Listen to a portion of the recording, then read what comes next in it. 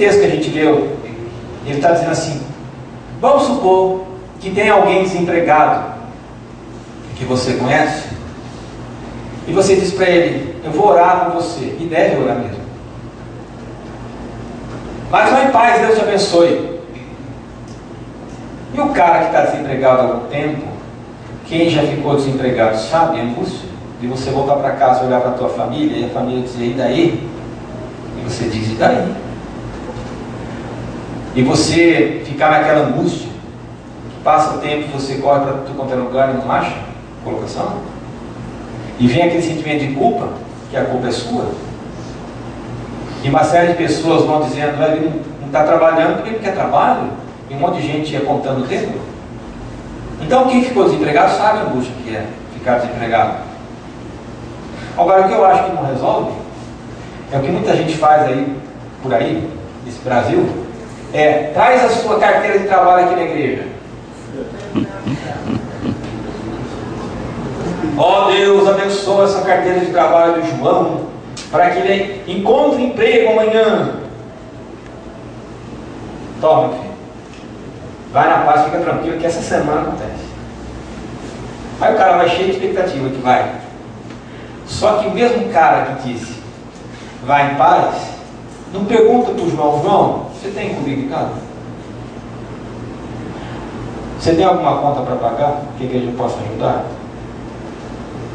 Eu já fui pastor de várias igrejas. Eu já lutei no conselho da igreja para pagar a conta de gente da igreja. Conta de luz atrasado, que ia cortar 7 filhos dentro de casa e cortar a luz. Ah, mas isso aí não é papel da igreja. Eu falei: é sim. Tem dinheiro? Tem, então paga. Porque se a gente não fizer, quem vai fazer, gente? Dinheiro da igreja é para quê? Para ficar rodando, fazendo capital no banco? É para isso. Então já pagamos muita coisa de gente da igreja. Não é pagar de gente que é encostada, mas gente que é necessitada, que está lutando. Papel da igreja. Paga um plano de saúde, ou paga uma consulta médica, ou paga um remédio, paga alguma coisa. Então não adianta falar para os empregados: vem aqui que eu vou orar na sua carteira de trabalho. Eu já caí nessa cilada. Eu fiz coisas que eu não devia fazer, depois eu me arrependi, né? Às vezes os jovenzinhos vinham na igreja: pastor, acabei de comprar uma moto, Zé. Eu queria que o senhor orasse em cima dela.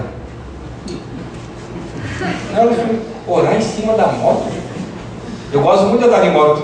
Ele não falou: quer dar uma volta? Ele fala de maior prazer. Aí eu ia ungir mesmo a moto, né?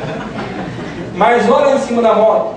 Aí o outro trouxe o carro com a fitinha, que o carro tinha sido não sei de quem, que tinha uma fitona vermelha atrás, que dizem que é da Umbanda. Então eu queria que o senhor orasse para o carro para desamaldiçoar o carro. E eu orava, gente. Eu fiz cada besteira, você não faz ideia. Aí eu pensei o seguinte: quem tem que ser abençoado é o cara que está pilotando, não é a moto. É você que tem sabedoria pedir a Deus para dirigir esse negócio, né? Orar sobre a moto, para Deus proteger, para não bater a moto. Não, a gente faz umas besteiras e depois se arrepende. Mas enfim, voltando. Para o desempregado, Tiago diz: o que resolve? Tenho que comer? Eu posso pagar um treinamento para ele, de repente o cara não tem capacitação. Por que eu não posso pagar um curso para ele se capacitar? Uma conta. Dá um dinheiro para ele, suprir a necessidade. Isso é fé prática. Aí sim. Né? Porque era assim que Jesus fazia, gente.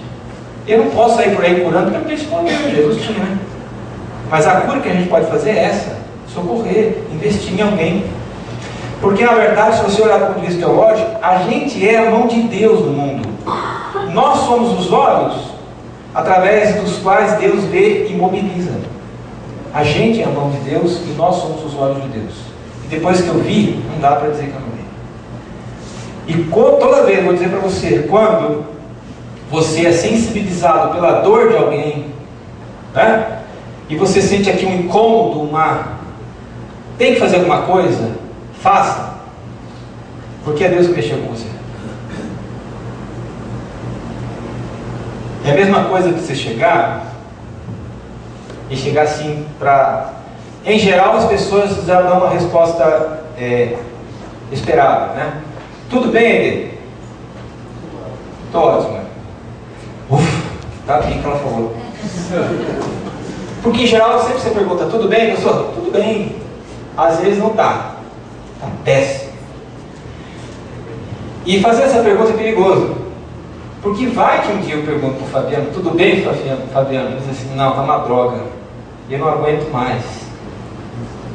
Se ele falou isso, eu me comprometi. Porque qual é a minha postura? Posso te ajudar? Tem alguma coisa que eu possa fazer por você? Então, quando você pergunta, está tudo bem? Em geral, as pessoas respondem, tá.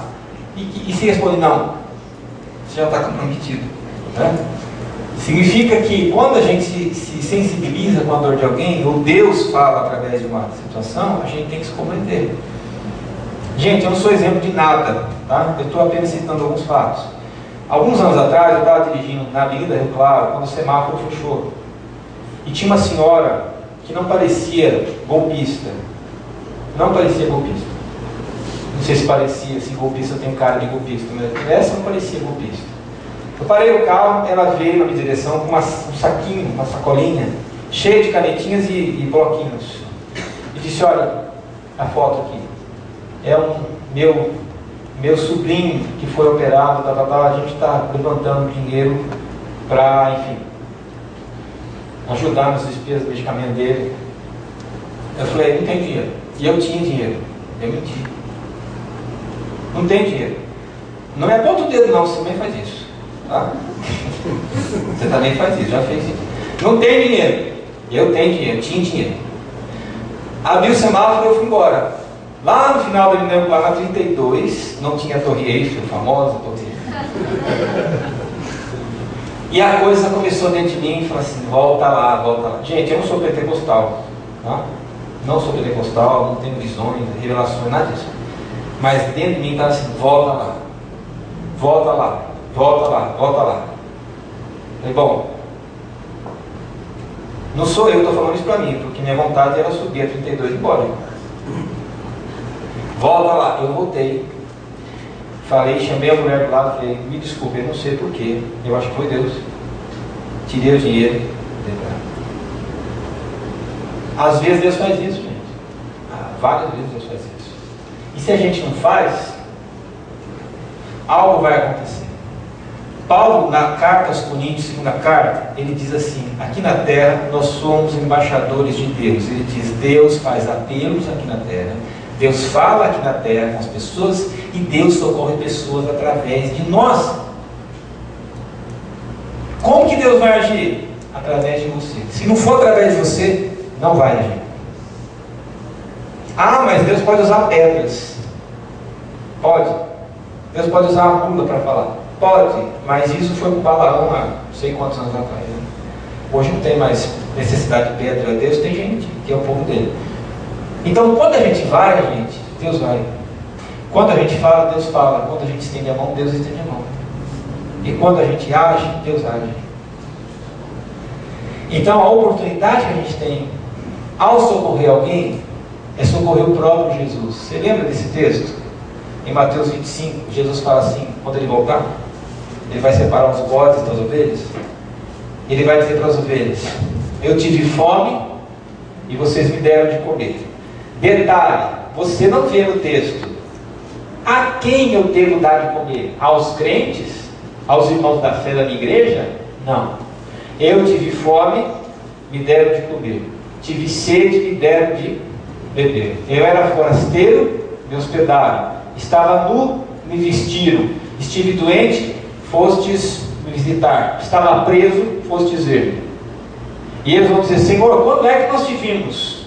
Preso, doente, com frio, com fome, nu e faminto, e te demos todas essas coisas. Jesus diz, toda vez que vocês fizeram isso a algum ou alguém, fizeram para mim. Aí ele vai virar para os bodes. Gente, bode não é bode literal, mas é símbolo de pessoas que vocês, eu tive fome, não me deram de comer. Tive sede, não deram de beber. Era forasteiro, não me hospedaram. Estava nu, não me vestiram. Estive preso, não foram me ver. Quando é que nós te vimos e não te ajudamos? Toda vez que vocês não fizeram essas coisas, deixaram de fazer, amém. E é isso mesmo. Quando a gente socorre, está socorrendo Jesus diretamente. É isso que ele fala, com todas as letras. E quando a gente deixa de fazer para Jesus. Tudo que a gente faz não é para servir a Deus? Eu quero servir a Deus. Tem um monte de coisas que você pode fazer para servir a Deus. O grande problema no cristianismo, na igreja cristã, quando você fala de servir a Deus, eu quero servir a Deus. As pessoas querem servir a Deus aqui, ó. Aqui, aqui e aqui. Louvor é o grande palco das pessoas que querem servir a Deus, né? Só querem servir a Deus aqui. Gente, e lá fora? Eu sirvo a Deus fazendo o que Jesus fez quando eu enxergo necessidade e socorro. Isso é servir a Deus. É servir o próprio Jesus. Então a fé cristã genuína, ela vai estender recursos, vai compartilhar o próprio tempo e vai fazer o bem a todos. Qual é a fé espúria? É aquela fé subjetiva. Eu tenho Deus, creio em Deus, ninguém tem nada disso. É divorciar a fé da vida comunitária. É você crer em Deus sem se comprometer com pessoas. Isso é falso cristianismo. Por quê? Porque a igreja é o grande laboratório de Deus, onde a gente pode exercer a paciência, agir com misericórdia, ser solidário, amar com atitudes e perdoar. É na igreja que a gente aprende. E se eu não faço parte do grupo, eu não aprendo essas coisas, né? Eu tenho que fazer parte do grupo. É aqui que eu aprendo essas coisas. A espiritualidade cristã, ela vai ter sempre duas dimensões, vertical e horizontal. Na vertical eu vou buscar a Deus para aprender a viver a vontade dele na terra. E na horizontal eu vou cumprir essa vontade de Deus na terra, através das atitudes e compromissos com os outros. Eu oro para que eu possa enxergar onde eu vou ser útil. E eu leio a Bíblia, mas eu vou ler o mundo. É preciso ler a Bíblia, mas eu preciso ler o mundo, né? Ter a consciência do que a Bíblia diz, mas ter consciência do que o mundo precisa. Eu queria só destacar um textinho aqui do Mark Driscoll, que é um pregador norte-americano, onde ele fala da necessidade da igreja hoje.